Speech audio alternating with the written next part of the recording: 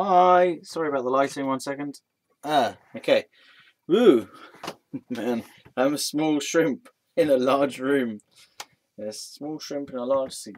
Hold on. Oops. Welcome to Fieros Reborn. That is me. I am Fieros, and I guess I'm reborn. I don't feel reborn. I feel like I'm just alive. I'm alive, not reborn. Reborn sounds a bit more kind of like yesterday I was reborn. Today I'm just alive. I was reborn yesterday and now I'm like, yes, I am alive. Yeah. I guess I don't feel terrible.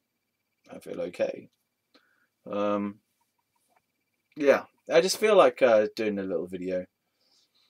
Maybe not a little one, but I feel like doing a video. Why do I feel like my head is suddenly shrunk by about 50%? I've got a tiny head compared to normal. Just, okay, just accept it. I accept myself. I have a tiny head. Okay, head slightly bigger. Oh, it's just because I'm further away from the camera. Head gets bigger. Yeah, I'm still just going to lounge around today. Right, I'm going to try and do another summary of my life story and see how far we get this time. I think I did really well on the last video, if I do say so myself. I was very pleased with the amount of chronology that I got through. I managed to get through things in chronological order, pretty much. There's still some overlap. I think I have to understand that, you know, I'm not going to be able to sort of say day by day what happened. I'm obviously having to say, during this phase of my life, these things were going on. And during this next phase, these things were going on. So, for example, like during the school phase of my life, in the sixth form phase, these things that were going on was mainly Andrea with a bit of flirting from other girls, with other girls, sorry, and some sexuality identity issues there. Then, and also Legoland, working at the weekends. So that was like part of that phase of life, and also working on my A levels. Yeah. And working on my band, rehearsing and doing gigs, and also doing school plays. So that was all part of that. Maybe even there was more there, but those are important things. Then the next phase would be the leaving school phase, continuing to work at Legoland until the season finished. Yeah, working full-time at Legoland over the summer. Still gigging and rehearsing with the band, and I don't know if we did any recordings that summer or not. Maybe we did some home recordings, I'm not really sure. Then, so Andrea and I were still going out during that time. See, this feels so much more clear. And it's taken me however many like sessions to just say, in a very simple way, I was at school, then I quit school, or no, sorry, then I left school at the end, got good A levels, worked at Legoland, you know, just a very straightforward description of my life story. But it took me so long to just be able to clear all the funk and the mud and the fuss, if you like, the fog around what actually happened. Okay, anyway, so let's carry on with the story. So, after I not quit school, after school finished, I got my A-level results. I carried on working at Legoland during the summer, with Andrea working there as well. We did some kind of thing where you get like a reward if you invite a friend to join and they get the job. So I got £50, I think, because I introduced her as like recommend a friend type of thing. So she got a job there as well, but then we weren't allowed to work together because of company policy, so we had to be in just different stores, even though we worked in the same area, the top area of the park. Yeah, so met Angelina Jolie while I was working there. It was an okay job. There was one kind of creepy guy who worked there whose name was Dan, and he just had this impression that he was obviously a perv, and a lonely perv, and a geeky lonely perv, and he just had this face of, and he just used to say inappropriate comments all the time, both to women and just about stuff that had absolutely no relevance to anything. It's just got a really creepy vibe off the guy. He was a team leader. Anyway, that's by the by. So then Legoland season finished in November. Meanwhile, I was still doing gigs and rehearsals with the band, Silent Dawn. But prior to the season, Legoland season ending in November, I went on holiday for 2 weeks, or maybe 3, but definitely 2 weeks. No, it's 2 weeks because I wrote a song. Haha! This is helpful that I was a songwriter, and I am a songwriter because songs. I can place what happened sometimes by the songs that I wrote during that time, or the songs I was singing at that time, right? So 2 weeks alone, I wrote a song called 2 Weeks Alone, and that I wasn't really alone, but I felt alone. So 2 weeks alone, the words go, 2 weeks alone, my friend, in the heart of Floridia. 2 weeks alone, my friend. I can't remember it, but it was about being alone in Florida and missing the girl at home, right? Andrea. I would talk to her on the phone very briefly because it was far too expensive to spend much time on the phone at that time, and texted her and emailed her. Yeah, I'm going to put my hands back in my pockets so I don't keep itching my nose throughout the whole damn thing. I think that was going well yesterday, the non-itching. Yeah. Scratching.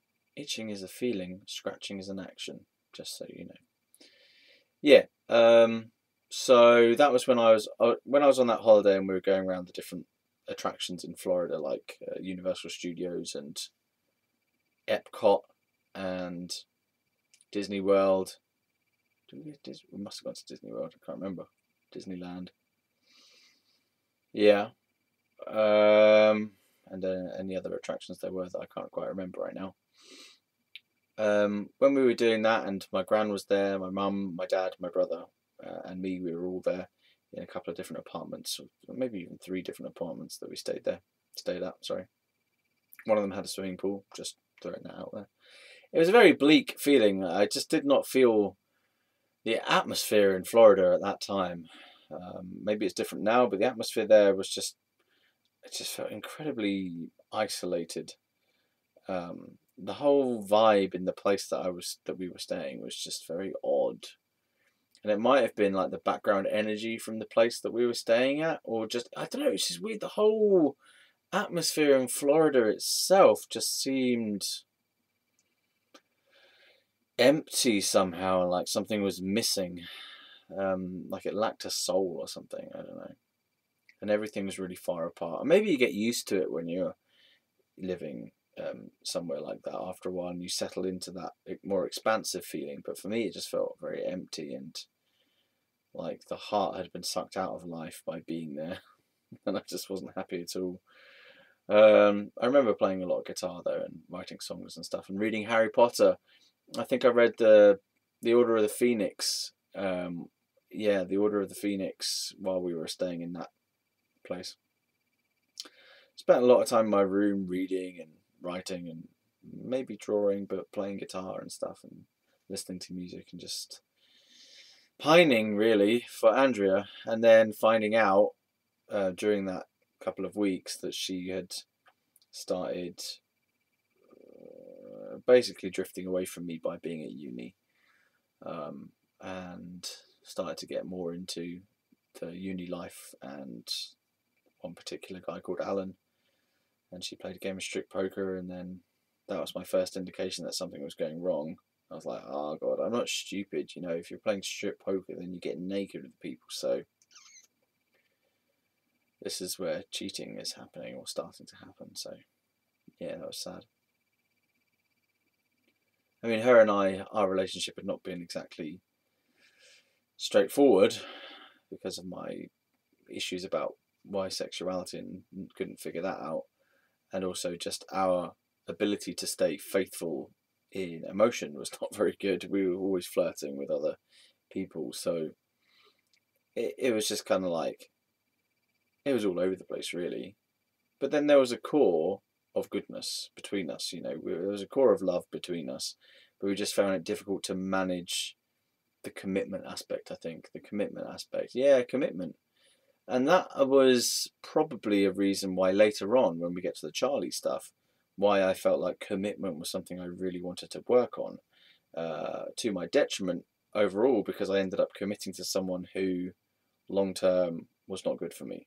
So because I had found commitment difficult, and I remember this, I remember kind of feeling like commitment was something that I needed to work on. It was an issue of mine. That one of the reasons why Andrea and I didn't work was because I was never fully committed to her, and I was always dragging myself around to different women, and I never just decided, right, I'm going to be with you. So my commitment was a bit whack and all over the place. Anyway, getting back to the story. So yeah, when I came back from holiday, I met up with Andrea at her place, found out the truth that she had actually been cheating on me and sleeping with Alan, sexually, not just sleeping next to him in his bed. I got upset and sad and went outside and just had to kind of be away from her for a bit. Ate some noodles, felt sad and empty and lost and confused and like, oh God, things were coming to an end, which they were. Then I went out dancing with Selena, a friend of mine from school who happened to also go to UCL, which is where Andrea went to uni, and danced with her a bit in some group of her friends or whatever. But I just didn't feel like she was really connecting with me. I just felt like Selena was just kind of like self-absorbed and not really taking notice of me. So I just like, and also I was just feeling shit, I sort of felt like maybe if I throw myself into Selena that I could change my feeling. But she wasn't having any of it, and I wasn't happy enough to dance. So I tried to dance, and I was like, I feel depressed, man. I'm not going to do this. So I think I just ended up going back. I can't even remember if I drank or not. Anyway, got back to Andrea's. We had sex. We definitely had sex again before we properly broke up for good. And we had a nap together, and that was nice, I suppose. And it was just kind of like we both knew that it was coming to an end, but I guess we just wanted to spend a little bit of extra time together. I don't think the sex was particularly good, but it was something, and I definitely knew that the feelings were going down between us, which is a real shame because we're both good people and we were both intelligent and we both loved each other, but it's just, I guess, life didn't want us to be together, and we were not in a place where we could be together, and we just kind of we couldn't handle the relationship aspects. We loved each other and we cared about each other and we were kind to each other, but our emotions and our lives just drew us apart. And yeah, so that's that really. But I developed a real love of Chinese noodles, so something good came out of it. Oh yeah, and I wrote the song Better. It's called Better, and it is better than everything else in the whole world ever. So some good things have come out of that relationship. In fact, I wrote a lot of songs about her. So yeah, and also she, for a long period of time, stood as an example of what it means to be in a loving relationship. I discounted all the negative stuff and I took the positives basically, and I used her as an example of the good aspects of a relationship, where someone genuinely cares and that I care about and who is intelligent and who's not afraid. Like Andrea wasn't afraid to confront me if I was being a dick, basically. So Andrea was not afraid to be angry at me. She was not afraid to stand her ground, and I really appreciated it when she stood her ground because it helped me to feel validated in a way that I couldn't get away with murder and I couldn't just be a dick without there being a consequence. So I was appreciative of that, and I was just appreciative of her general good nature and her fun-loving spirit and her good humour and her wit and her intelligence and the conversation and stuff. Sense of humour, I swear I mentioned that. But yeah, so I was very appreciative of her overall, and I feel like for a long period of time she has stood as an example of someone who I'm glad to have met and who is wise, probably wise beyond her years, probably wiser than she even knew. very sensitive person, very caring person, and very intelligent person, very creative person. In fact, I think that she's very much like me in a lot of ways, and that's why we got along so well. But just at that time, we just couldn't match up. Yeah. So it was a shame that it ended, but there you go. And then, so I didn't take it very well that we'd broken up, and I guess I was just like, I tried my best to get over her. I didn't really have many coping skills, as in like, I didn't have the emotional skills to know how to get over someone properly, as in to kind of grieve and to talk about my feelings and to write it out and to draw things and make songs and stuff. And the only thing I really knew was to make songs and maybe write poetry, but I didn't like have the skills that I do now, for example, where I can process emotional events so that I can get back to a state of normality and to not have a lingering feeling about things of unfinishedness. Like now I can finish with things much quicker than I used to be able to. So that's something I've learned over the years of how to deal with difficult events, not only relationships, but like people dying, things going wrong, you know, loss, problems happening, difficult interactions with people, you know, stuff like that, or losing items, as I say, like people standing in your way even, or getting insults, stuff like that. Like over the years, I have learned to deal with difficult situations much, much better than I ever did before. I still don't enjoy them. Well, sometimes I do kind of enjoy them. Like it's just a challenge. It's a challenge to stay present and centered when something nonsensical or bad or painful comes along. You just like stay centered. You know, face it and deal with it. And then once you've dealt with it, if there's lingering feelings afterwards and lingering turmoil, then do something about that and process that and get through it. So back to the story. So Andrew and I had broken up. I was still in the band, still doing gigs and rehearsals. Steph, my co-writer, writing partner for the band, left around the same time as Andrea did. So it was just me, Chris, and Jim doing a three-piece band. We recorded that song better, and a song called Love Drunk. Love Drunk was about an earlier relationship where it was all about being happy, basically, just about being kind of happy but intoxicated on the feeling of love, the euphoric feeling of this kind of, you know, that sort of love buzz, the hormonal exchange where you've been exchanging feelings and stuff and physical contact and kissing and sexual feelings are flowing between you and you just feel really euphoric and happy. It was about that, Love Drunk, right? And I thought at that time that I was the first person to have ever thought of that phrase, but obviously I don't think I was. I think that's been around for ages, but I thought it was original. So anyway, so I wrote that song about Vicky from before. Yeah. Okay. And so we recorded a single, which I believe my dad paid for. That was the better single with the Love Drunk B-side demo type of track, which the bassist Jim features on, both playing bass and humming some backing vocals, right? So we did that. So that was something that we were really pleased with as a band, and I was pleased with it as a person, as a musician. I was very, very proud of what we achieved there. Because it sounded great, and I was pleased with the arrangement that I'd come up with, even though it wasn't the arrangement that I wanted it to be to begin with. But I was pleased with how it sounded overall. However, like I do have a feeling that I need to honour the original arrangement that I came up with, because I feel like I lost some sense of power or control. And integrity. It's more integrity. I lost a sense of integrity when I let the producer decide how it should sound.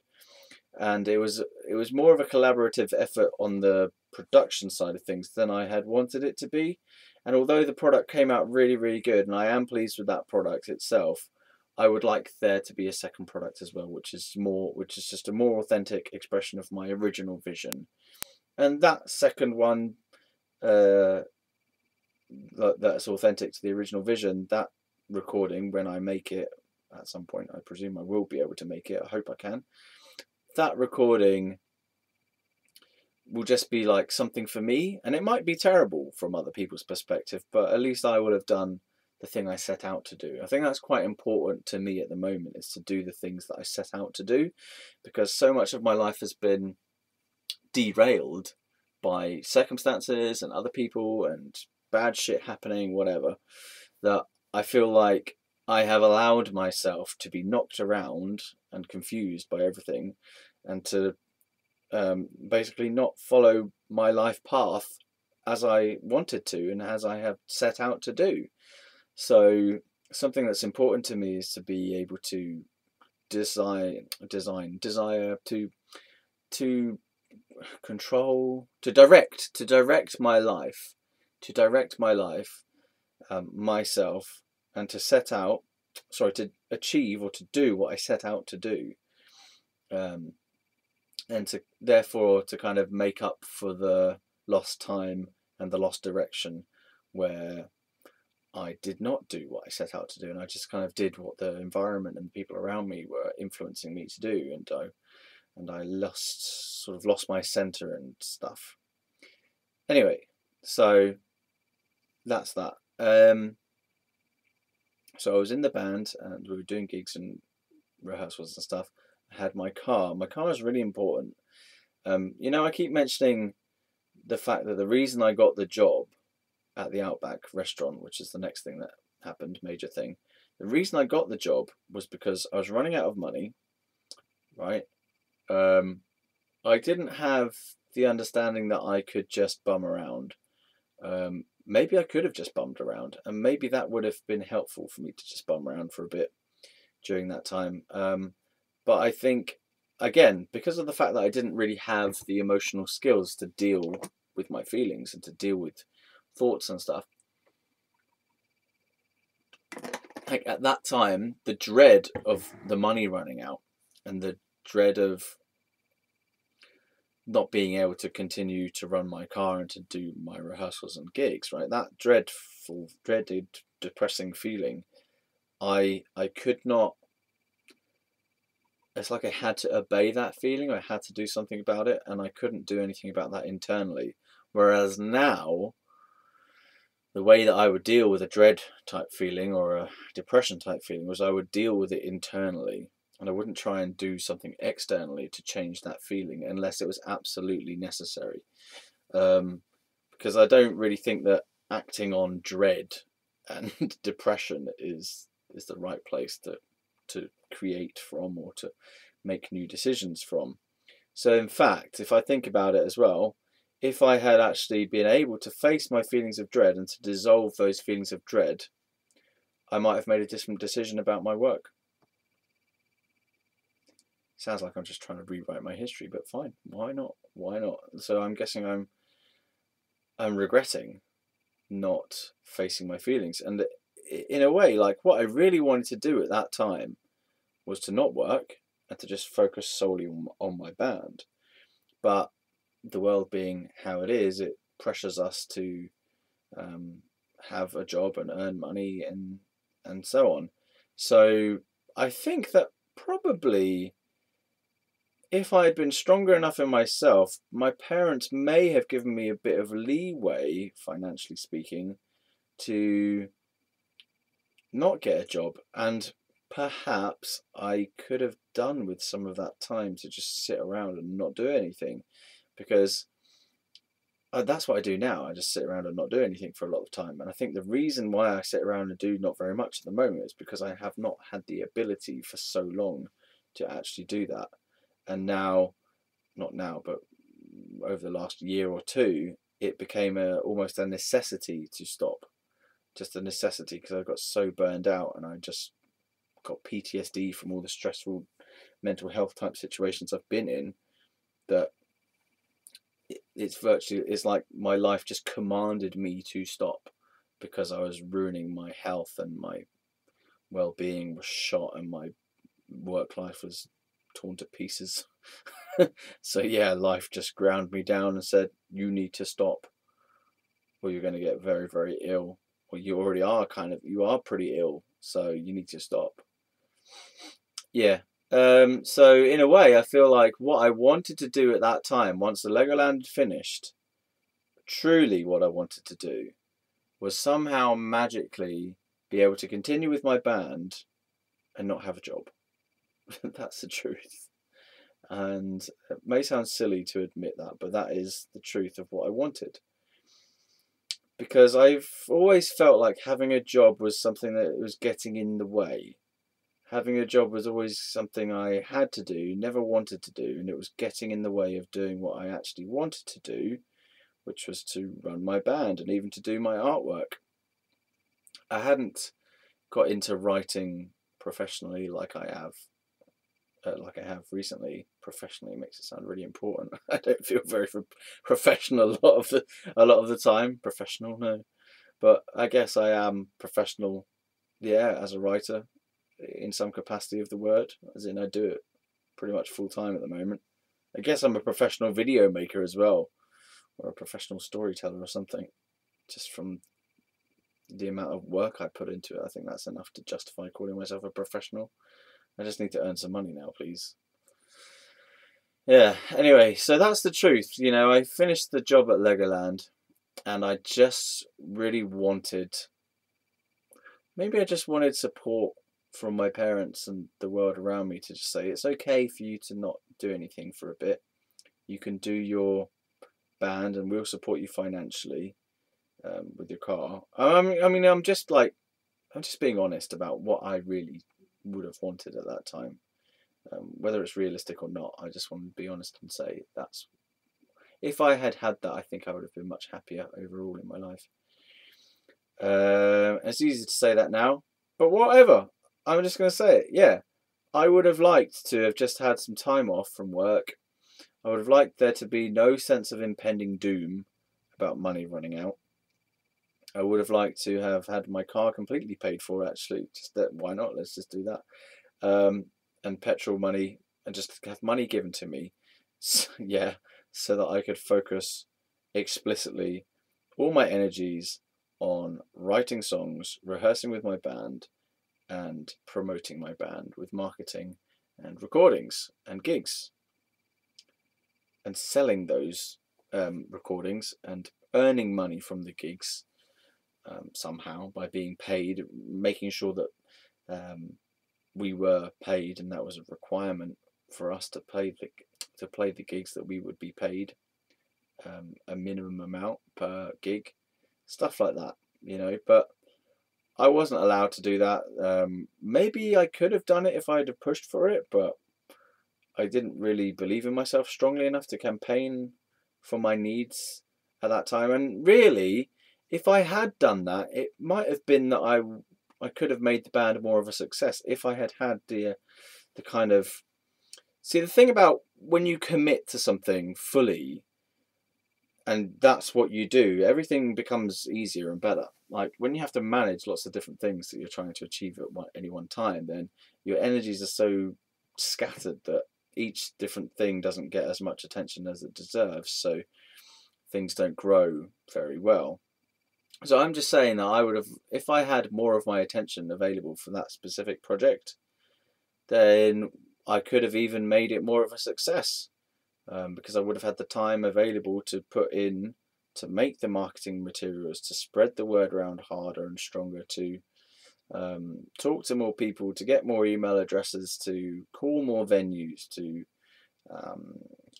create more recording materials, whatever, you know, to write more songs, all that sort of thing that would have been beneficial to moving the band forward. And that obviously requires the other members of the band to be on the thing as well. But to be fair, if I was just solely dedicated to that task, then I could have done things like go through more drummers to find the more suitable replacement drummer, but I just didn't have the time to do that kind of thing, and I didn't just had too many demands on me, you know. So I'm just saying, in an ideal world, that's what I would have done at that time, but I couldn't do it, so I didn't.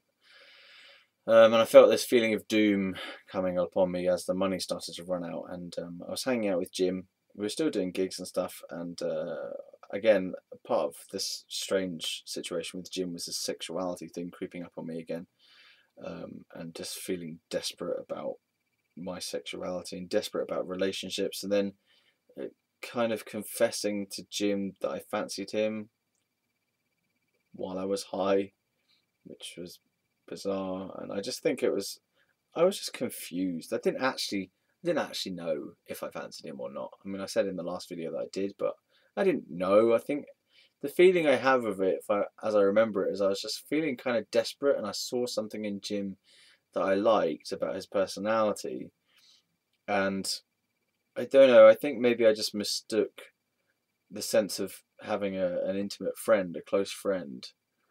I mistook that for attraction or something, because we were very close and we were sitting on his bed. Maybe if I wasn't on the bed, it would have been a different scenario. But yeah, so I think I was confused basically about how I really felt, and the fact that he shut me down didn't really help on it either. But yeah, so I was getting high a bit on weed at that time. Skunk it was actually. Was it skunk or weed? I don't know. But things were different then. The drugs are always evolving and changing. I feel like things are a hell of a lot stronger these days than they were back in those days. Oh, pardon me. Okay, well, that was that anyway. And then, so because of this pressure with the money running out, I got this job at Outback Restaurant in Staines as a waiter. And then later on I trained on the bar. I enjoyed being a waiter.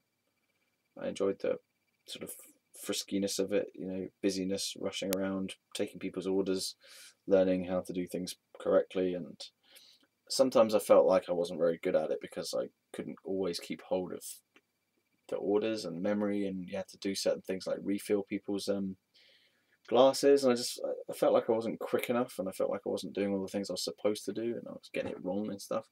Eventually I got the Outbacker of the Month award, so I was pleased with myself for that. What next? So a couple of things started happening, which still is a bit confusing. Okay, so I got in contact with M, which is Jim's ex-girlfriend, Jim the bassist from the band, and started meeting up with her. The first time we met up, she just kind of came around to mine, and we kind of cuddled and listened to music and stuff. Didn't kiss or anything, as I said before. I just didn't feel like I could push it any further. I found out later on that she did have a boyfriend, so I was doing that after work because, again, I was just really desperate for a girlfriend. I wasn't quite over Andrea. I was desperate for another girlfriend. I felt depressed not having a girlfriend, and I felt desperate and needy for a girlfriend. I just wasn't used to being single, and I wanted a girlfriend. And there were attractive women around. I kept meeting attractive women as they were coming into work as customers, and there were attractive women as waitering staff, but none of them were interested, which was something I'd never really experienced before, was that no women at all were interested in me. I'd always had some flirtations with women that were successful, so yeah, I was a bit kind of depressed about that and feeling a bit lonely, I guess. But other things in that job that were positive were things like the tips. I was really pleased with tips when I was doing well on tips, like 30 to 50 maximum. I think was something like £90 maybe for tips.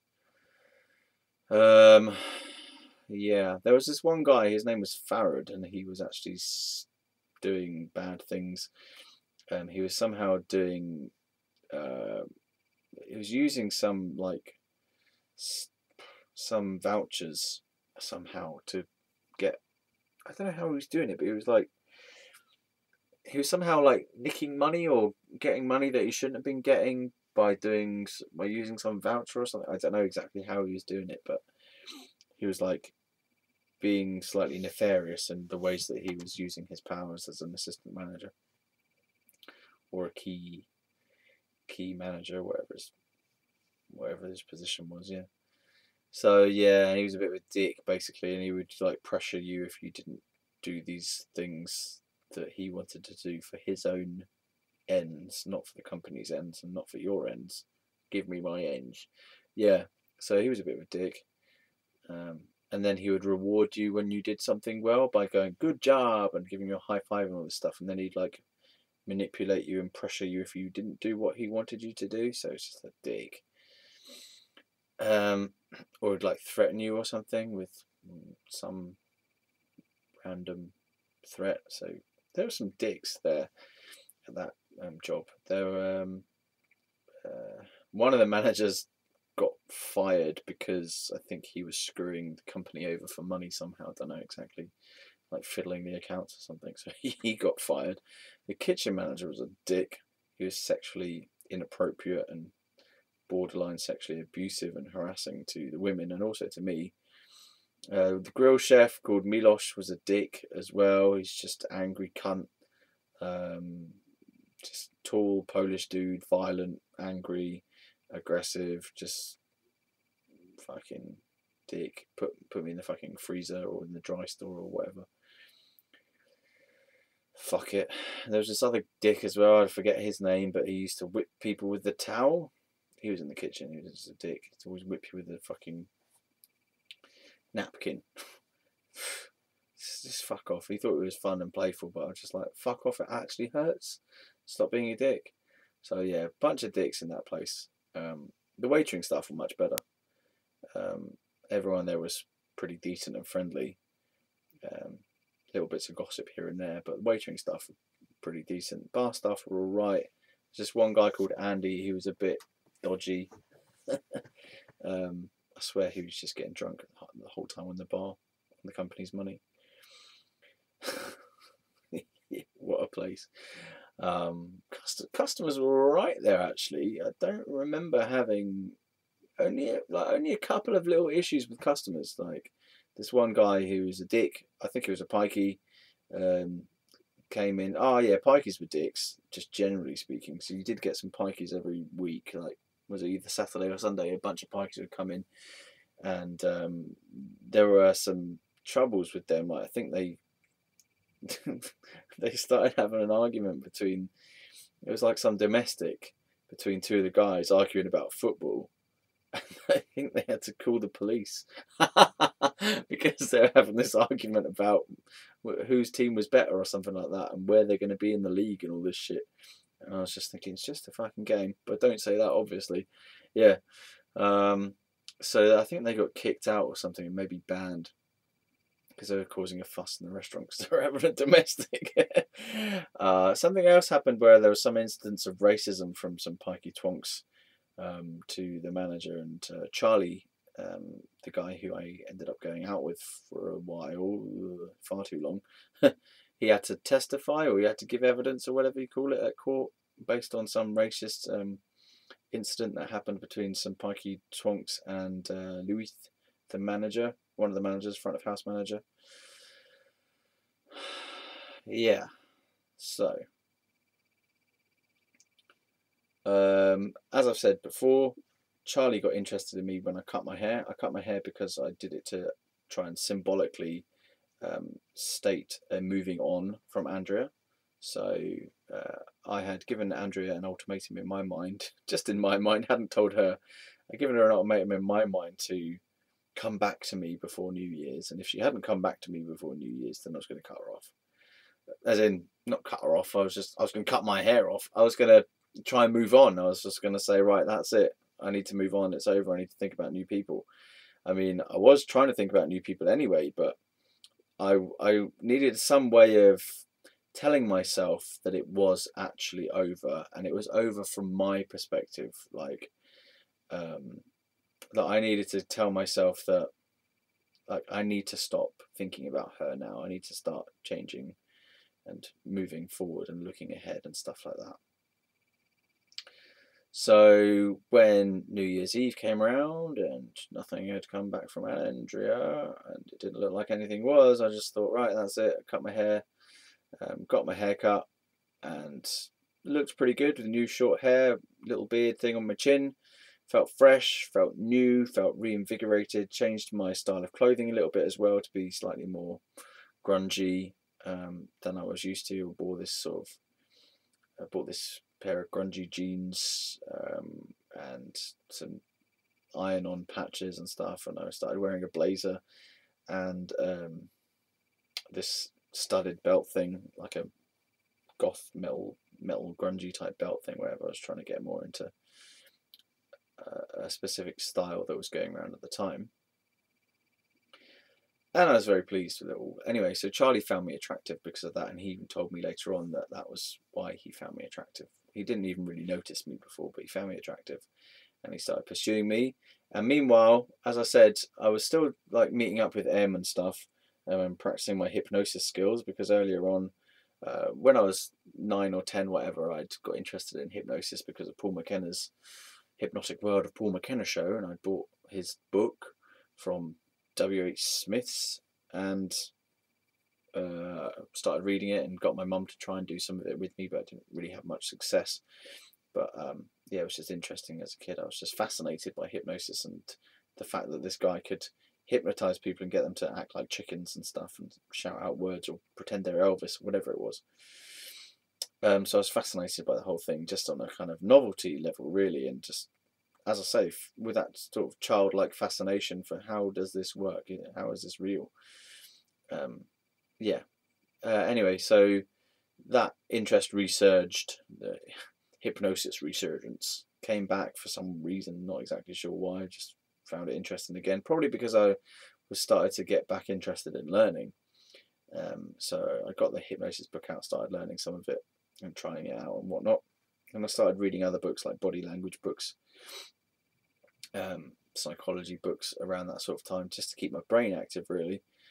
And so I was meeting up with them and talking about body language with her, and meeting up with their friends and hanging out with them and getting high and chatting shit and driving around in cars and sitting about in lay-bys and just chatting shit, basically listening to drum and bass music, doing stupid stuff, whatever. All the while I was trying to basically work on M and trying to get with her, not knowing that she had a boyfriend at that time. Yeah, so eventually that fell apart because they kicked me out because they realised that I was just trying to get with them, and I was also in denial of the whole boyfriend thing because I saw M kissing her boyfriend Chase after like one of the meetups, and I was just like, fuck. And I tried to just blot it out of my mind and pretend that it didn't happen, but that didn't make it go away. Yeah, it's amazing how I could try to kind of trick myself about that. Anyway, they kicked me out of their group. They had this kind of confrontational conversation with me to just, it was weird. Like, I didn't even know what was happening, but all of a sudden they just kind of all turned on me and started saying all this stuff, like I was being manipulative, and they didn't feel that I was behaving right. And I don't know, they didn't explicitly say get out and never come back. But I think they said something along the lines of, I think it would be the best thing if you just walked away. And I was like, oh. And I almost didn't even understand what they meant, but I just did walk away and kind of couldn't even really believe that it had happened. Like somehow I'd managed to trick myself that my intentions weren't what they were. My intentions were all the time to just try and get and be with them.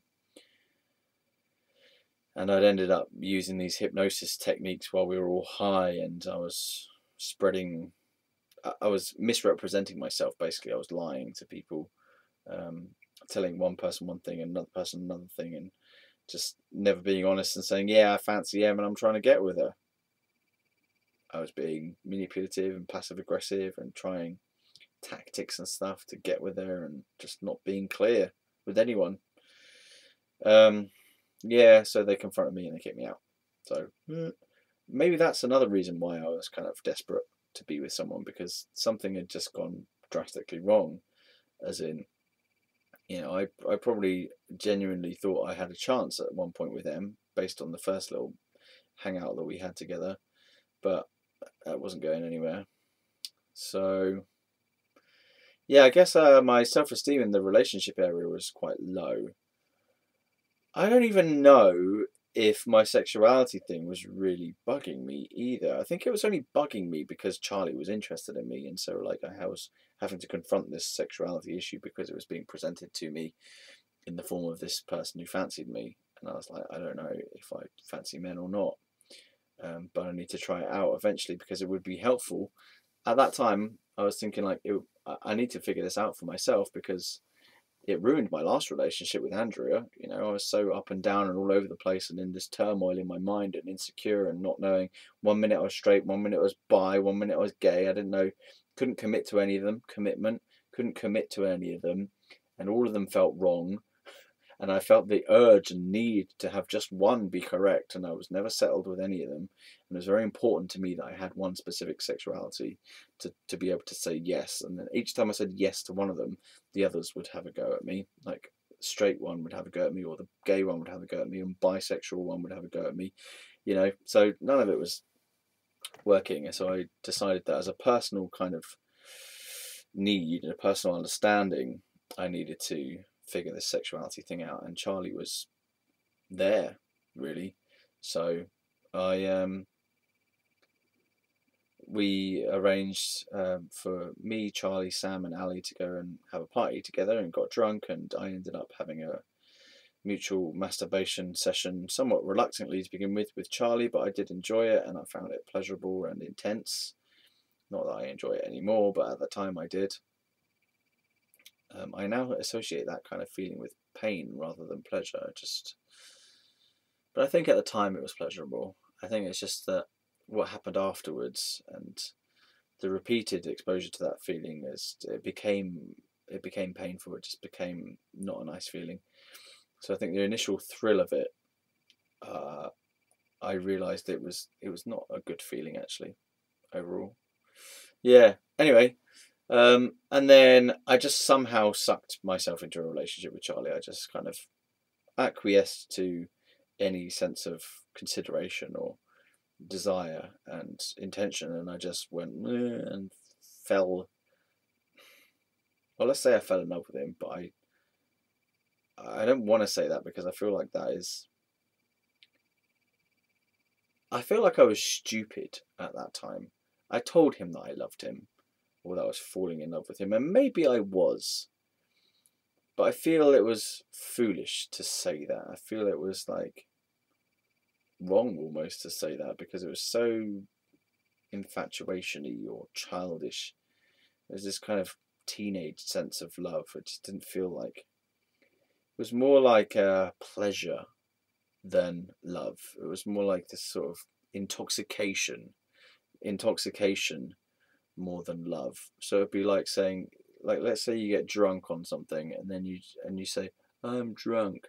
It would be like that rather than saying, I love you because I care about you and I value you as a person and I feel strong warmth about you, or I accept you deeply and I feel really intimate with you. It was more like I just got drunk on some kind of toxic intoxication, pain, pleasure feelings. It's painful pleasure. It's like an addictive pain pleasure feeling with Charlie, and it wasn't the same as being in love with Vicky or in love with Andrea. It was just intoxicating, toxically, not nice overall, but addictive. So that's what I mean. Like, it was like this pull of painful pleasure that I felt like I couldn't get out of. And that was part of the guilt thing as well. It was just all enmeshed there. So I got in that relationship, and meanwhile still going to work and still also meeting up with my friend Melissa, who I don't think I've mentioned her before, but still met up with her. I feel like I was starting to go a little bit insane.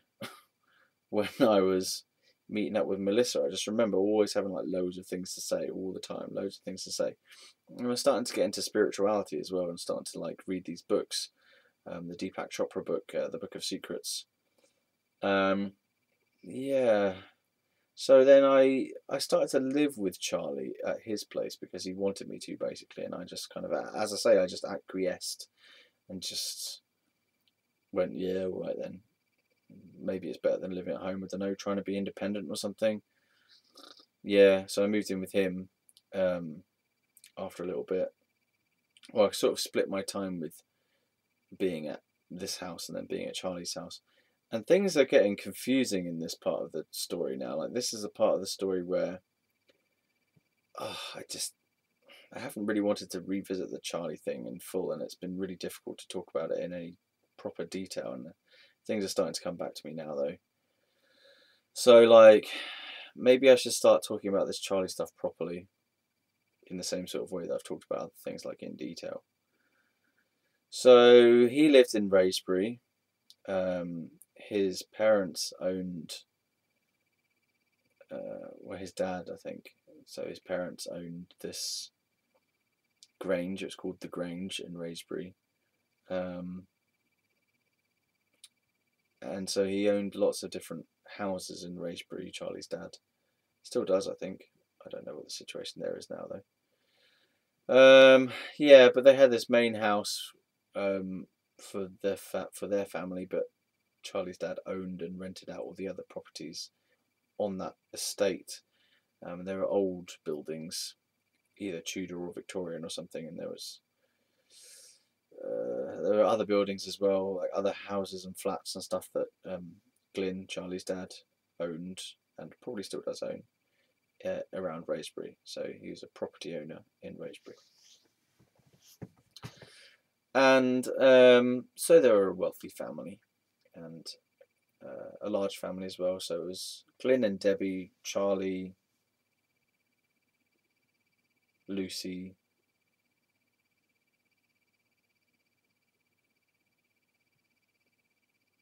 Emily, maybe, and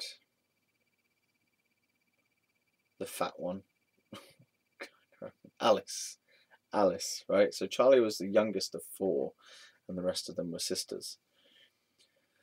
3 sisters, and Charlie at the bottom. Maybe that had something to do with him becoming gay. I don't know. Like maybe this like just excess of femininity or something went into him, and he just fancied boys instead of girls. I don't know. But I remember, like, so there was this period of time where Charlie was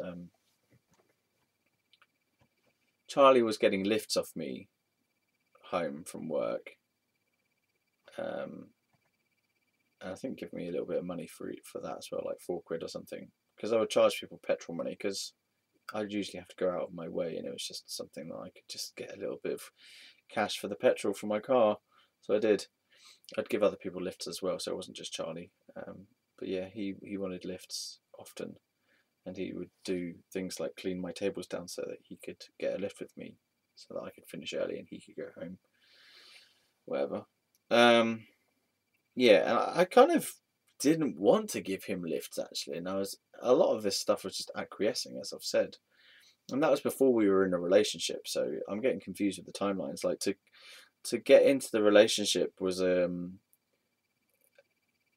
like it started off, I think, with him fancying me, him pursuing me, him trying to get close to me in various different ways, cleaning the tables, having lifts, moving my schedule around, or no, moving his schedule around to fit with mine, doing me favors like in the work environment, stuff like that, and just trying to flirt with me and complimenting me and stuff, right? And then it led to the sexual experimentation thing, and then but before the sexual experimentation thing, there was this feeling like I was trying to help him. And I remember, because I felt like I was a psychologist at that point, because I'd read like one book on psychology and a bit of hypnosis stuff as well, I felt like I was going to be this psychologist, counselor type of person. I thought I could help people with their problems, right? So my approach was basically a fixing kind of approach, which would be to ask questions, to listen a bit, and then suggest solutions or something, right? So typical stupid fixer type of person I was, trying to fix people's problems, right? And so I remember going back to his and like going into his room briefly and hanging out with him there, and he was telling me about his previous boyfriend, which was someone called Mark, I think, or Matt, I don't know. And he was trying to get over him, and I was trying to help him get over the last guy by just being there and talking him through it and stuff, because Charlie was quite upset about it. But honestly, I think that he was just using that as a way to try and spend more time with me. Yeah, and then I like was practicing my hypnosis on him because I wanted to. I drew a picture of him as well, but that was later on actually. But I drew pictures of all my friends at that time, them just like little portraits of them. Yeah, so I think I saw him as a friend to begin with, and I was just trying to help him and be a friend with him. But then it turned out that he fancied me, and he kind of admitted that to me during a hypnosis thing, which was something I wanted to get out of him because I felt that it would be good for him to admit it to me. Not that I wanted to do anything about it at that time, but just thought that it would be good to get the truth out because he was obviously acting that way, and I just wanted to hear it from him. So he admitted it in a hypnosis session, and I was kind of like, I didn't want to do anything about it, honestly. I didn't want to do anything about it, but I think I was also stoned. I remember being stoned in that room, in his like living room thing, in this chair, this fan chair, and I was hypnotizing him. There's this weird kind of stoned energy in the place.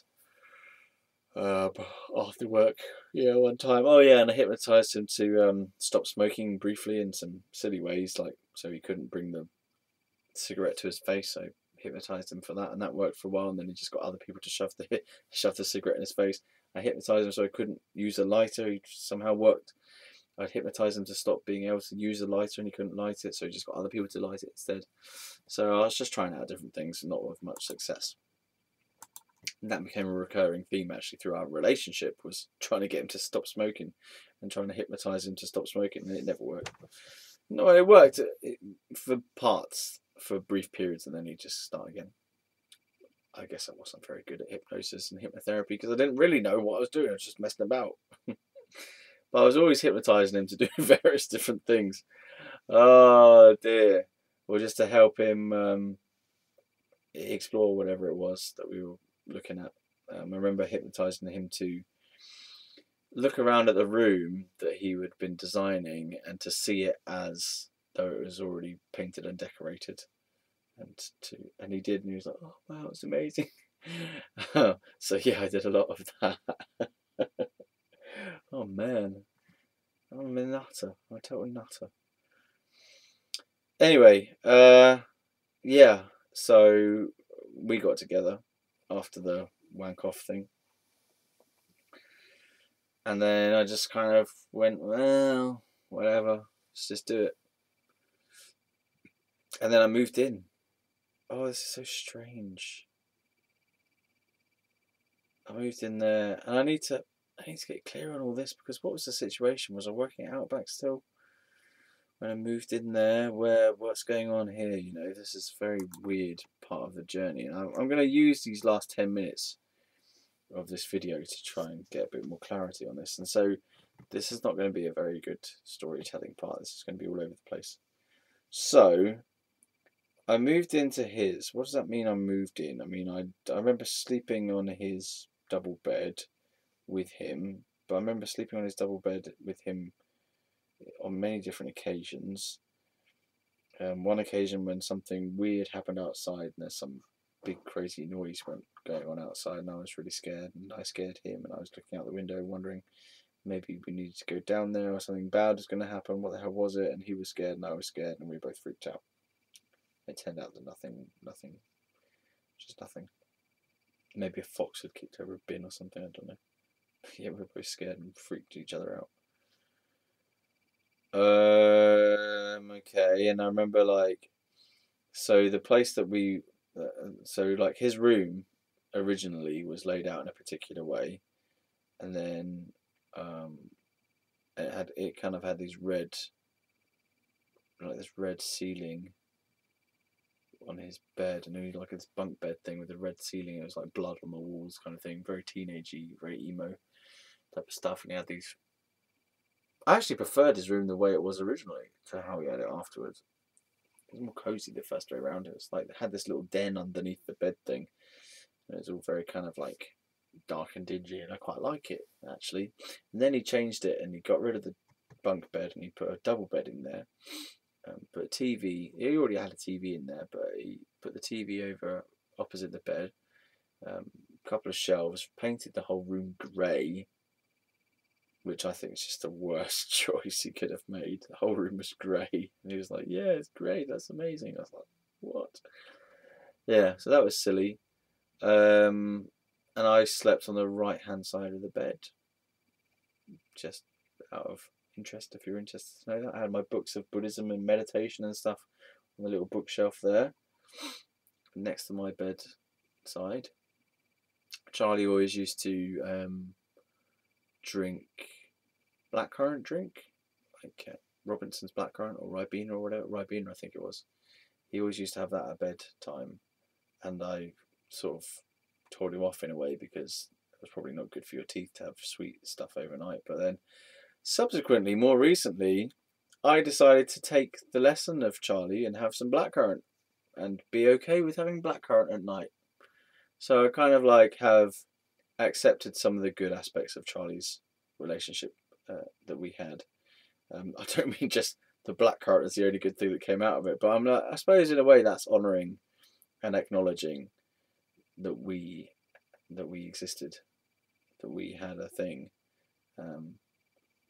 Yeah, I forgot about that. That was something that Charlie used to do, and that's where I got that from.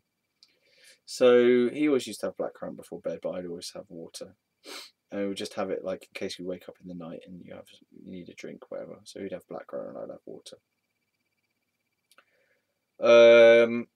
I remember. These are things I don't really want to talk about because they're all kind of a bit gay. Yeah, and they're also very. It's almost embarrassing because some of the feelings around it were very embarrassing. So, this is sexual stuff, graphic content coming up. So we used to have a shower together, and like I also used to play with his dick while he was brushing his teeth and stuff. Oh. And also he always used to bug me to brush my teeth. We used to give each other massages. I just feel a bit sick talking about it. Pardon me. I think like that's one reason why I don't like having showers anymore with people. Really, honestly, having showers with Charlie strangely traumatized me, and like, so the thing with Charlie was I had this like mixed feeling about the gay aspect of it. I had a mixed feeling about the homosexuality of it all. And in one way I enjoyed it, and in one way I didn't enjoy it. So I suppose I enjoyed it at a kind of biological level, but on an emotional level I didn't really enjoy it. And in fact I was quite against it. I just, I could be stimulated by him because he's playing with my dick, and that was fun. But then emotionally I just really didn't like it at all. I just didn't like it. I didn't like the feeling of being with a man. Didn't like him specifically. I just felt icky. Yeah, icky is a good word. I just felt icky. gross and avoidant and not wanting to be with him and not wanting to touch him and not wanting him to touch me, and just like I just have these. I just felt creeped out. Basically, I just felt creeped out by him. Whenever he would touch me, it just creeped me out. Just really, really creeped me out. I think I was more okay to touch him, but even so, I was not very happy with touching him. The sexual stuff was okay, I guess, but then I just felt creeped out. I felt creeped out by him and him touching me and stuff, and whether he was tickling me or stroking me or being intimate, or there's something cringy about the whole thing. Like I always sort of wanted to shudder and just like, yeah, oh God. And it might have been just because of the quality of his touch. The quality of his touch was very needy and very graspy. You know, he was trying to get something from you, and very insecure and dependent type of touching, like give me, give me, give me. And I just was repulsed by it really, and repelled, and just like, oh God, just like kind of make your skin crawl, that sort of feeling. I just felt like and I would be like that, like, oh, you know, like, yeah, get off me kind of thing. And he would then, I think that made him unhappy. It must have made him unhappy about how little I wanted to touch him and to be touched by him, because like he would just touch my hand and I'd be like, oh, get off me, like you're just creeping me out. It's like, and obviously that's not very good in a relationship where you don't want to be touched by the other person. I just like, God, it makes me want to. It's just make my skin crawl just thinking about it. Like, yeah, get off me. I've never had that with women. I don't think I have ever had that feeling with any woman I've ever been with, actually. I've never been creeped out by the touch of a woman. And I've been creeped out by the touch of a man. I'm just like, oh, God, just don't touch me. Like, oh, just, oh, God, just leave me alone. Don't touch me, okay? Just don't touch me. And don't stroke my hand, don't stroke my arm, don't stroke my leg, don't touch my dick. Just go away. This creeps me out, man. This creeps me out. Yeah, so what started as an experiment became this horrible guilt trap of a relationship that I didn't want to be in. So let's just continue. So, but there was some kind of, okay, initially in the beginning, I wasn't completely creeped out by it. I did enjoy some of the stuff in the beginning, you know, playing about with each other's dicks while we were brushing our teeth and tickling him and stuff like that. So we did have some fun. But as time went on, I began to get more and more creeped out by it. Yeah. I remember I bought the book. Did I buy the specific book, or was it part of a series? I think I might have got given a series of books. It was like a Penguin Classics type of book series, and there was like 20 books in there, all of classic novels, and one of them was The Heart of Darkness. And I remember starting to read that on the toilet in Charlie's house in the upstairs room next to his bedroom.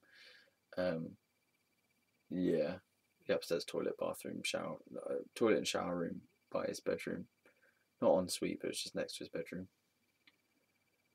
And I just remember that and reading that book and not getting very far with it before I gave up, to be honest. I can't even really remember what happens. Something happens in Africa. I don't know. Joseph Conrad. Yeah. And so that's just helping me to remember the sorts of things that were going on then. So moving back away from the Charlie aspect and thinking about the university stuff. So I've mentioned that it was hard for me to find a drummer for my band. So Jim ended up quitting and just saying I can't do it anymore. Now I had either already decided to go to uni. I think I'd already applied to all the different university courses as a backup plan, right, for my if my gap year didn't go well, then I had a backup plan to do afterwards. So yes, I had applied to do uni courses, but the assumption I was working on was that the band would work, and that this uni stuff was just like a fallback plan, if the band for some unforeseen reason didn't work. So I could say then I wasn't really fully committed to the band because I was giving myself a get out clause. But that's how things happened. So yeah, I think I applied to everything first, but the real clincher was when Jim said I can't do it anymore, and then I made a proper commitment to actually go through with this and to go to uni. And I went to the Reading interview day, and went to an open day first, then I went to the interview day or something, and I decided Reading was the place for me to go. Reading University, nice green campus, fresh feeling. I felt like myself there. I felt I could be open. I might have been open about the gay thing at that time as well. And I just felt I could be myself in Reading. So that was the feeling I had there. Now, as I said in one of the previous videos, I left work a little while early before I started uni. I handed in my notice and then just didn't show up, I think. I can't remember exactly. No, I handed in my notice and I worked out the notice. I think you only had to give a week or something, so I did that. They had a new manager in by that point. His name was Phil. And I never really sussed out the guy, to be honest. Like, everyone had a different policy about handshakes. Like, this is a true thing. So the first manager who I met, his name was Mark, right? And he had this thing, and he would always shake your hand, and he would tell you to shake his hand, right? Then the other front of house manager, his name was Dom, and it was like you had to earn his handshake. So he wouldn't just shake your hand straight away. You had to kind of earn his handshake somehow. So that was him. And then Phil, towards the end, I think he just flat out refused to shake your hand. And it was some just weird power games all the time. Louis would do handshakes just whenever. Like, Lewis didn't have a problem with handshakes, but it's like the handshake was a symbol of their management style, but also a symbol of their position of management. So they would use the handshake as a way of sort of saying, I'm more than you and you are less than me. And I was like, dude, we're equals here. Like, you might be in that position, but why are you being a dick? It's a handshake. What's wrong with you? Anyway, so Phil, the new manager, front of house manager, or no, he was a new proprietor, sorry. So he was overall owner of that franchise. He called me a traitor because I'd handed in my notice and I was going to go to university. He called me a traitor. The guy barely knew me, right? And I'd quit, and he called me a traitor. And I think that had a deeper impact than I actually knew at the time, because it's come back recently when I started doing the work on the Psych Ward series. The words traitor, being called a traitor, I just felt pissed off that he called me a traitor. I thought, it's unreasonable. It makes no sense. It might have been a joke. It probably was a joke from his perspective, but I didn't find it funny. I'm like, why are you calling me a traitor? You know, I have every right to leave this job. It's within my rights to leave this job. Like, I'm not a traitor because I've decided to leave this job and move on with my life. Like, I'm not a traitor. Why are you calling me a traitor, you fucking dick? I get really angry about that. Maybe I had a past life where I was a traitor or something, and you know, I don't know, whatever. Yeah. So he called me a traitor, and I was pissed off at that, and that kind of sealed the deal. Like, I was glad I was leaving by that point. I was like, yeah, fuck this place. If you're gonna call me a traitor for handing in my notice, then I'm glad I'm leaving, you know. There are some other things that have started to piss me off as well, leading up to my decision to quit early, which was I just started not being able to feel ethical while I was there. I didn't feel like I was being moral anymore. I mean, I wasn't doing anything particularly bad, but I just felt like the place did not represent my morals anymore, because I had been on this holiday where I got into Buddhism and I started becoming a vegetarian, which doesn't really go very well when you're working at steakhouse. So yeah, that whole thing, and I realised how many cows were being slaughtered to keep that steakhouse going, and I was just like, fuck, man, I can't. This doesn't feel right anymore. So my sense of morality and integrity was being challenged by working there. And I also had these realizations where I realized that I was just working to get the money to put fuel in my car in order to drive to work. So I was working to continue working. I was working to enable myself to carry on working.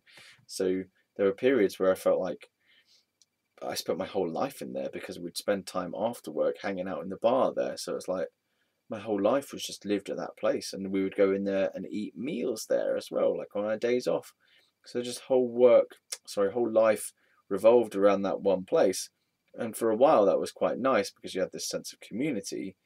But then afterwards it was like it's got sickening and claustrophobic, and you just needed time to be elsewhere and not be in that environment. It's like it kind of drew you in and you just became part of the scenery somehow, and I felt like I needed to get away from that.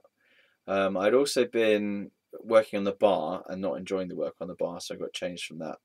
And I guess I started just losing my enthusiasm for it overall. I think the stuff with Joe, the kitchen manager, was not going well because he was being like sexually harassing and stuff, and never knowing what the hell that was about and feeling upset with that. And the grill chef Milos was a dick. And yeah, I think the main good things about that job were the tips and the customers and the job itself in terms of just the actual work of writing the tickets, talking to the customers, getting their drinks and typing the things into the till and cashing up. But all the mechanical, physical aspects of it were fine.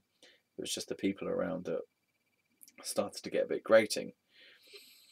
And then also there was the sense that I wasn't really doing anything with my life. Like this was just kind of supposed to be a stopgap, a filter, a filler, and it wasn't meant to go on for very long. So, like, okay, there was that. And then what else? Oh, I was starting to get pissed off with the management, like Joe and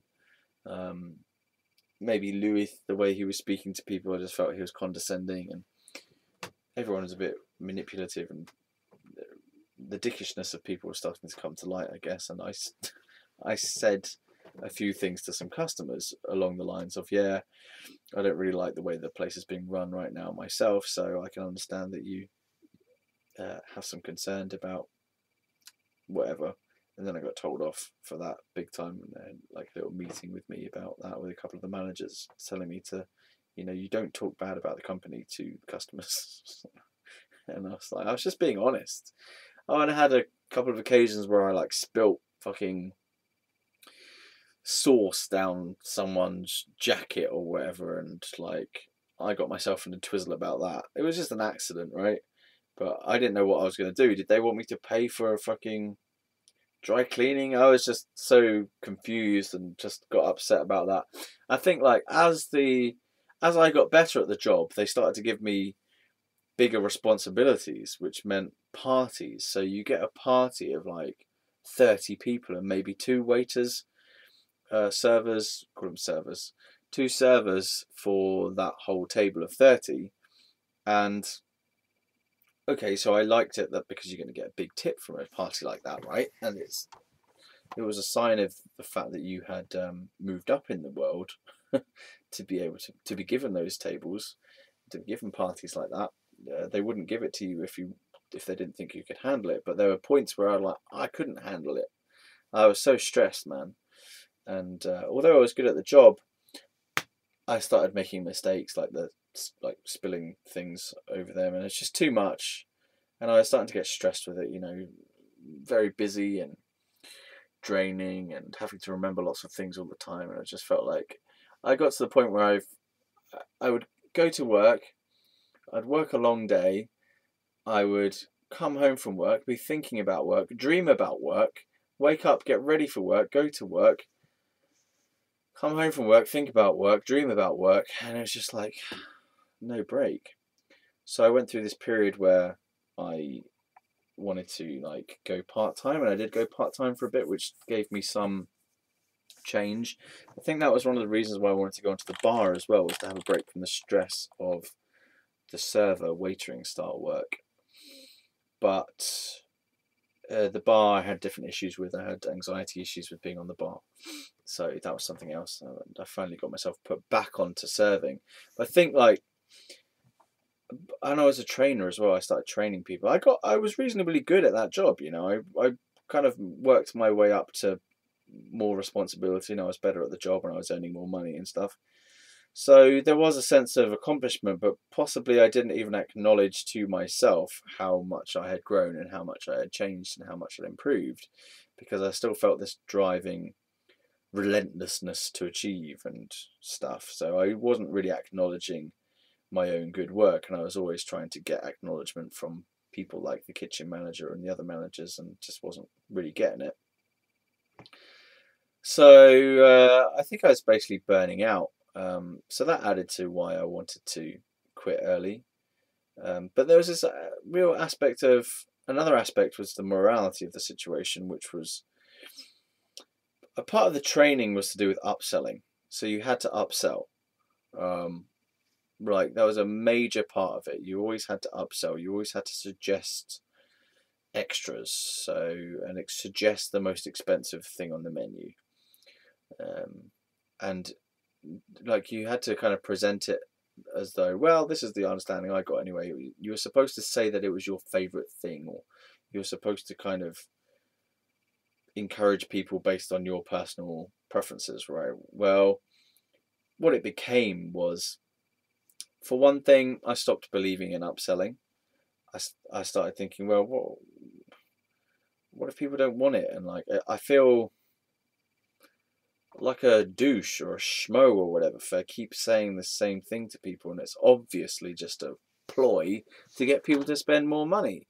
And and I felt like inauthentic, you know. I had to do this, and I didn't think it was right, because people have got the menu, they can make that choice themselves, and I have to do this as part of like the protocol, to always be trying to get more from people. And I just felt that it was going against my sense of integrity, basically, because I felt like I was being manipulative. I was manipulating people by using suggestion tactics and stuff, and this training and upselling and whatnot, to get more money out of them than they would have otherwise have spent. And I just felt that I was wrong, because I was also using my own preferences incorrectly, as in I wasn't telling them the truth about things. If they would ask me what the best steak was, I would tell them the most expensive one, and say I really like it, but I didn't really like it. I find it quite annoying, because steak, most expensive steak was was it the fillet? I did like the fillet steak, to be fair, but the ribeye, I think, was actually, no, ribeye was more expensive, I think. And I used to blag saying, oh yeah, it's really succulent because they've got these marbling thing, and I didn't like the marbling. It's basically fat that keeps the thing together. I didn't like that, and I was just, you're supposed to say that, and I didn't feel like it was true, but I had to say it anyway, so I did. And I just felt like the whole scriptedness of the thing was starting to feel disingenuous as well, inauthentic. So we had this kind of script, and it was just a thing you just did with every person. So my interactions with people were no longer genuine or spontaneous. They were just, here's what I say to everyone, here's what I say to everyone, here's what I say to everyone, throughout the whole day. And it's just getting like, driving me insane. I was just saying the same things over and over again to people. And I found that in other jobs as well, like Legoland jobs, where you're not interacting with people anymore. You're just repeating a set of stock lines. I had to say things like, have you been to Outback before or not? And if they say yes, then you say, okay, there's the menu. And the specials are blah, blah, blah. And if they say no, you guide them around the menu a little bit. Say, well, here's the starters, your main, chicken, whatever. A little bit about what is not available and what is available, stuff like that. And recommend the blooming onion, which is one of the specialty dishes. This big onion fanned out and battered. Yeah, and so that was part of that. And I just felt like I wasn't being myself, and I was being untrue to myself, and just this dawning morality feeling coming over me, like I'm not being myself, I'm not being genuine. I'm starting to say bad things about the company because that's how I feel about the company. I'm a vegetarian now. I think I must have become a vegetarian at some point during that working there. Or maybe I quit and then went on holiday, and so I didn't have the vegetarianism aspect while I was working there, possibly. I think that could be the way it went. I think I quit, then went on holiday, then went to Reading Uni. Maybe, not exactly sure. That needs to be worked out. But yeah, so that was quite important to me, that all those different understandings were coming to me about the nature of this job and why it was right for me to move on.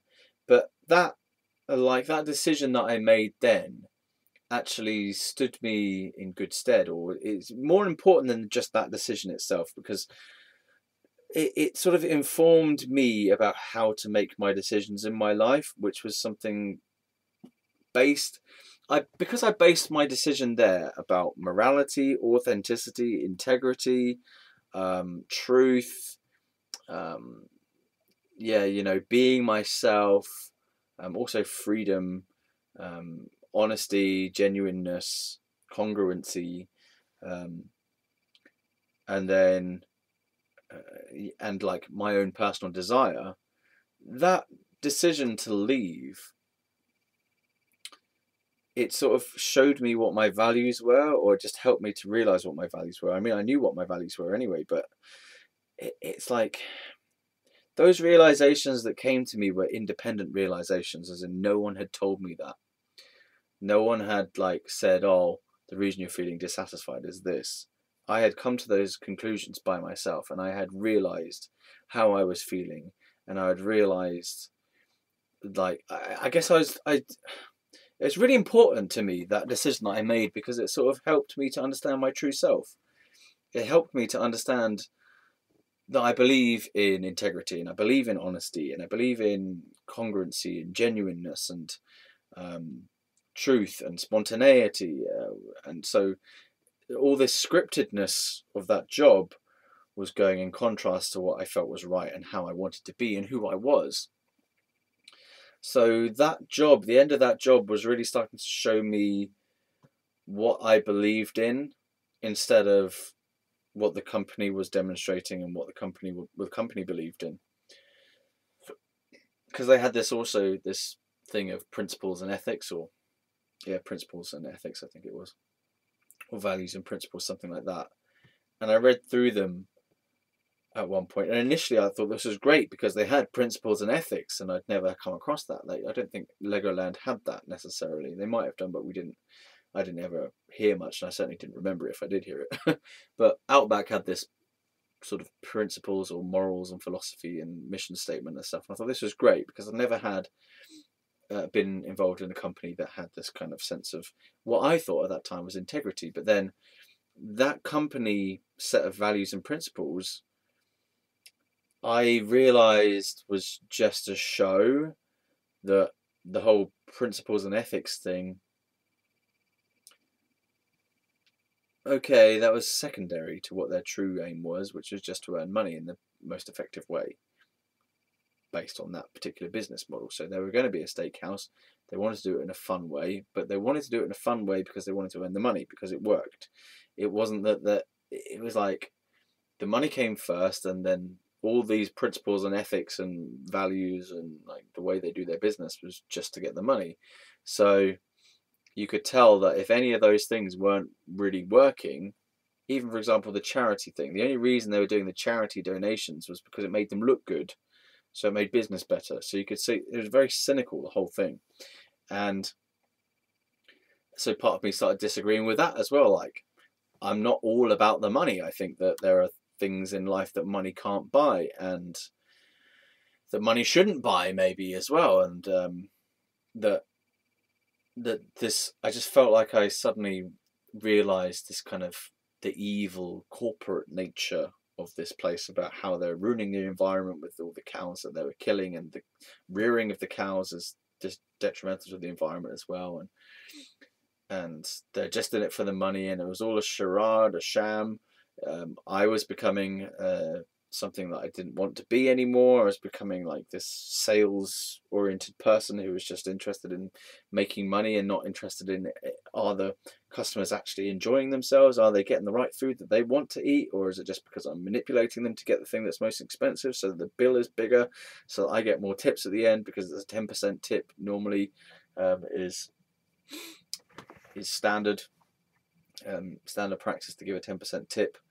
So, you know, I just felt like the whole thing was starting to clash with who I was and what I believed in. So as I say, like, I think that was a really important decision that I made, because it helped me to know what I was about afterwards. You know, I hadn't fully crystallized those understandings of being about genuineness and honesty and ethics and things like that, and environmentalism, and all that came about with the interplay between me and Outback Steakhouse, and then the learnings that I was doing outside of that as well, in Buddhism and psychology, hypnosis, whatever. So yeah, I just keep wanting to reiterate that was a really important self-discovery period for me, to understand my true values through the contrast of this place that didn't represent me at all, or that I had grown beyond. Like, initially, it did represent me because it represented me wanting to surrender to a higher power, like wanting to get involved in something bigger than myself, wanting to support this bigger organization, to like divest myself of my personal identity and to wholly embrace a role, and to help something bigger than myself, to contribute, you know, to learn new skills, to be the best person that I could be in that situation. And then it just gradually became more and more cynical about it. And again, the other aspect, which I briefly touched on, but I'll go through it again, was just this repetitive cycle feeling of my whole life was geared around work, because literally I didn't have hardly any time off. The time off I did have, I'd spend recovering from work and trying to do a bit of artwork and have fun, or get drunk and go out, whatever. But there was this song, Living for the Weekend by Hard-Fi, the band Hard-Fi, called Living for the Weekend, and it's starting to feel like that, even though I was working unsociable hours as well, so the weekends weren't rarely my own, sorry. So yeah, that realization of, and I remember telling Melissa this at the time, the realization was, this is just some kind of circle, this is just a cycle, you know. I'm working to enable me to work, so where is my life? Where is the life in that? And this is just going round and round and round, and I'm only working to be able to facilitate working, so what is the working for? The work's for the money, but the money just is enough, basically, to fulfill my need to eat food at work and to pay for my rent to my mum, and to pay for, like, maybe a bit of clothes, and to pay for my car to get to work. So it's just working for the sake of working, which seemed like some kind of paradox or something, you know, like some weird thing of a snake eating its tail and just going round and round and round. For what purpose? Yeah, for what purpose? Like, what is the point of this? Why am I doing this? What is this for? There must be more than this, kind of thing. So that was an important realization as well. I don't feel I quite got the reason why that was important. It was sort of, the reason was looking to expand and realizing the narrowness of this, and realizing the sense of being trapped in this work. Yeah. And realizing the this rounded, like, rat race kind of thing, what's it called? It's not self-fulfilling, but it's just like, that whole phase started to be something that just only existed for itself, self-referential or something. So the the job only supported the job. It was all about the job. It was all about working there. The money was just to earn more money. The car was just there to take me to work, to get the money to keep the car going. So everything was just kind of like going nowhere.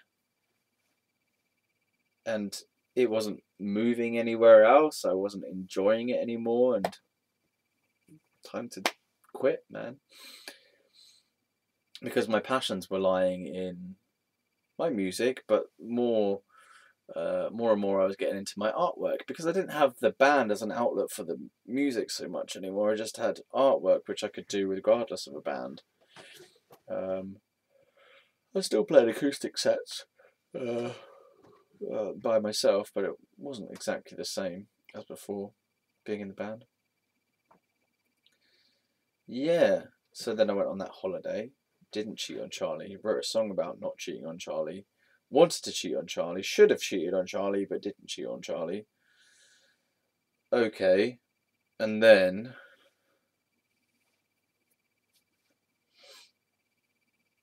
I got back from holiday,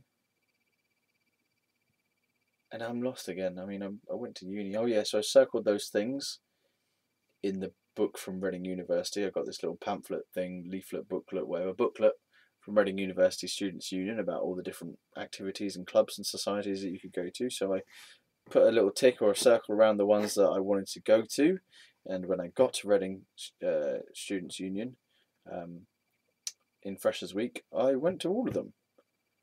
And I just got exactly the same point as I got in the last video.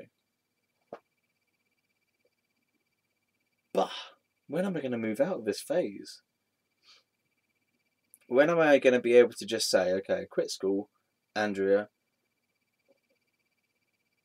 band fell apart,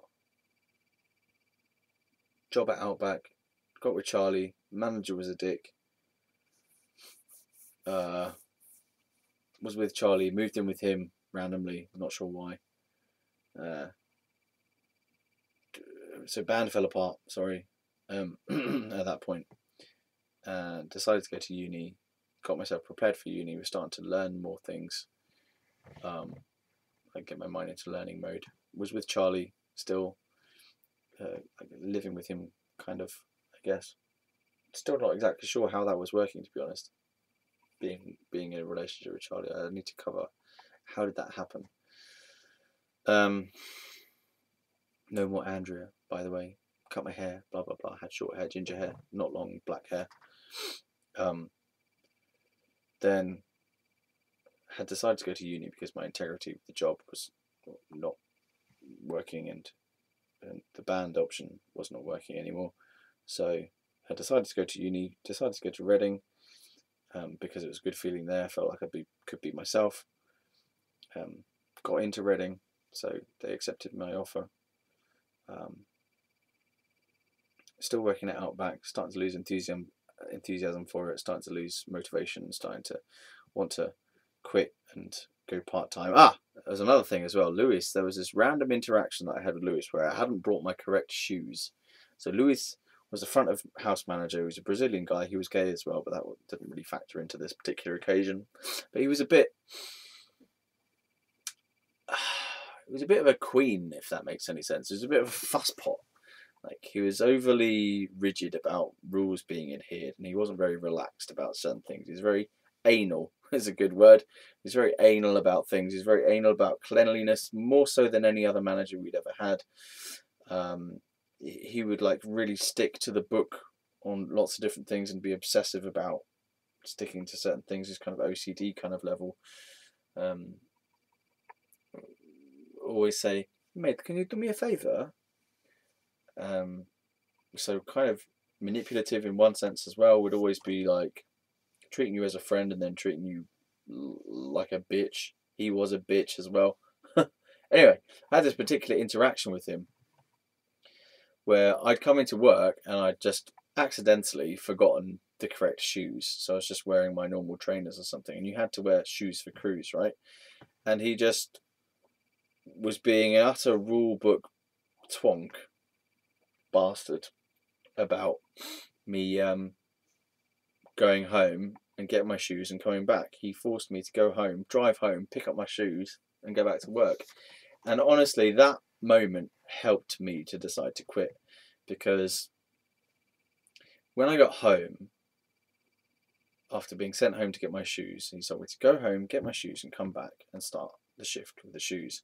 So that gave me a window of opportunity to make considerations about stuff. So I got home to pick up my shoes, right? I remember coming home, getting my shoes, and just being like, fuck it. Fuck this. Like, fuck him. I think it's unreasonable. I think there's nothing really wrong with the shoes. It's just some stupid policy or whatever. You know, health and safety. But what? One occasion, okay, whatever, you know. And I was just like, psh. And he's been treating me like a dick as well. He wasn't being understanding. He didn't kind of do it gently and say, okay, you know, can you go back? He's like, no, mate, you got to go back now and get your shoes. And just like, you're a dick. So I got home, picked up my shoes. I remember I sat in my room for a bit and just went, kind of depressed and like jaded and angry, like, why should I bother? You know, and I realised then that I had a choice as well. I realised I could just go, I'm not going to go back. Just stay here instead and just sit it out and just like, whatever. Just decide not to come back. But I did end up going back. But I think that was a little window that helped me to gain a sense of freedom from it as well. Just like, something about coming home in the middle of a shift, or at the beginning of a shift, and having been forced to go back home by the manager to get these stupid shoes, which just seemed like such a ridiculous thing to do, because I could have just carried on the shift right there and it would have been fine, reasonably fine, you know. He made me go all the way back home, drive there, and then drive all the way back, and it was wasting my time, and it was wasting my shift time for being on work. So it was just like, it seemed ridiculously petty from my perspective. And I just had this moment where I sat in my room and I just thought, like, I could just decide not to go back. I could just not go back and the world probably wouldn't end, you know. Yeah, I'd be fired, most likely. But maybe I should be fired. Maybe I don't want to go to this crappy company anymore. I was just really pissed off. So maybe that was even the final straw. That could have been the final straw as to why I actually handed in my notice. I mean, I can't exactly remember what the final straw was, but I think it might well have been that. Might have been that interaction. I just thought, you know what? I've had enough. I've had enough of this whole fucking thing. You know, I'll quit early and I'll just bum about for a couple of weeks, or a few weeks before I go to uni. You know, it's just not worth it. It's not worth being bossed around and treated like a dick, and you know, talked down to and stuff, and made to feel shit, and not even getting a handshake from the new proprietor anymore. I mean, like, what the hell? What is this strange power play and all this inauthenticity? And it's just like, you know, nuts to it. Fuck it. And I think, I'm guessing. I mean, I can't exactly remember, but I'm guessing from my limited memories that was the thing that stopped me, as in that made me want to quit. Just this one interaction. I just thought, you know what, fuck this. I did go back and I did finish that shift, but I believe that I handed in my notice because of that interaction and because of everything else that I'd realised about the nature of the work and the nature of myself and how I didn't fit in with that work anymore. Yeah. But then I've had dreams where I went back to work there. It's weird. I had dreams when I went back to work there.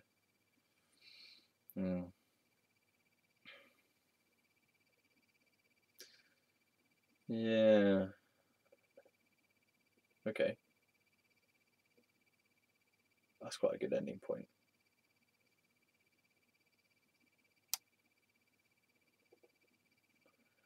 I need to move the story forward. But now I'm starting to get into actual details about being with Charlie, which is good, because this is stuff that has been generalized and buried, and if I can pick through this Charlie stuff, then that sets me up for understanding why I left him, which sets me up for understanding, I don't know, what happened next and the subsequent adventures I went on. Oh god, this is taking so much longer than I thought it would. I thought I'd done it already. I thought I'd got it down, and now I'm just realizing all these other aspects that I hadn't even covered or even remembered.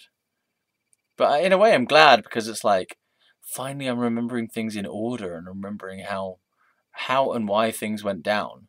So it's like picking apart the mystery of my life, which will eventually lead to how the hell did I get in this situation where I have no fucking job and my life is weird, you know. And it's just really good to remember things more clearly in like a more structured way, and understanding my decisions is really good, especially that authenticity one. And I just think that's so important to me. Okay, well, bye.